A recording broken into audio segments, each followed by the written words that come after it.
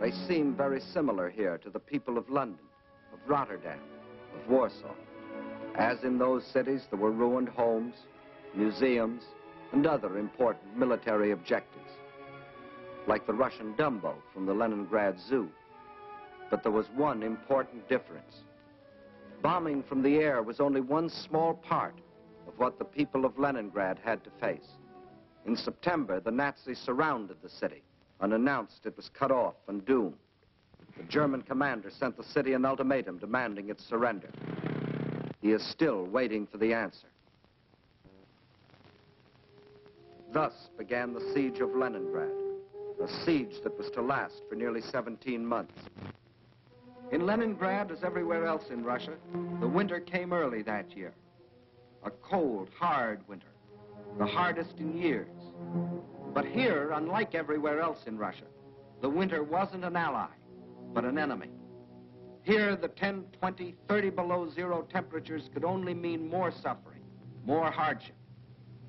In the trenches outside the city, trenches of snow and of ice, the defenders stuck firm to their oath, to die if necessary, but not to go backward one more step. And the enemy, in spite of all its efforts, was stopped at the very gates of the city. A city now facing disease, famine, destitution. There was no oil for fuel, no power for the electric lines, but the people defied the elements and trudged the necessary miles to lathe and workbench. The pipes froze, water was shut off, so they dug holes through the streets until they could get to water.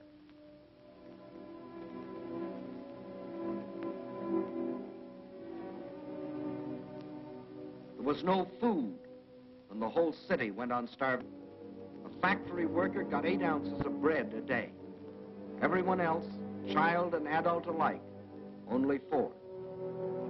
And to keep the dread enemy of disease from stalking the streets of their city, an army of women worked with shovels, worked with picks in those streets every day, clearing away the rubble, the refuse, the sources of contamination.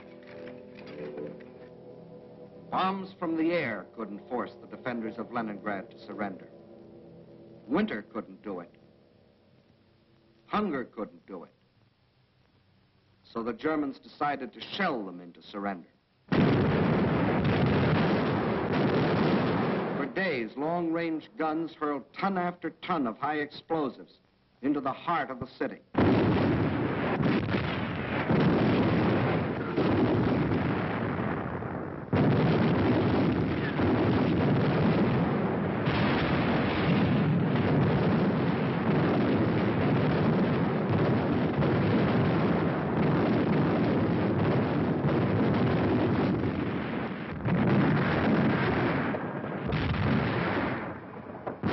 The more the people of Leningrad were shelled, the harder they worked.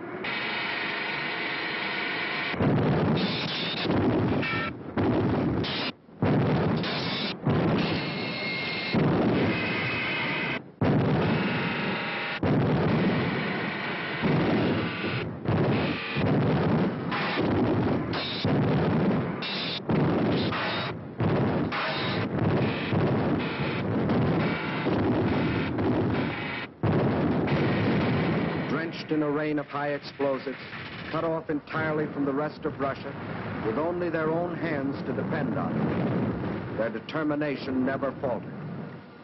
Every day, more people died of cold, disease, hunger. This was Leningrad in its darkest hour. And then a miracle happened. To the west of Leningrad is the Baltic Sea, and to the east and north is Lake Ladoga, 7,000 square miles of inland water. The Finns and the Germans occupied one border of the lake to about this point, and in the south the Germans controlled the lake to here. Between these 2 points was a stretch of lakefront still in Russian hands, but there was nearly 100 miles between this shore and the beleaguered city. 100 miles of what had been open water and was now snow-covered ice.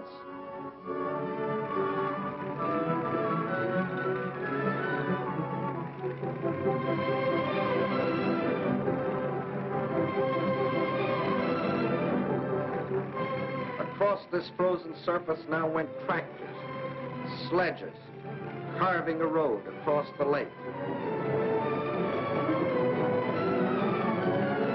And soon across this highway, from the far side of the lake, poured a stream of trucks, bringing in food, oil, grain, fuel, truckload after truckload of fresh life for the people of the city.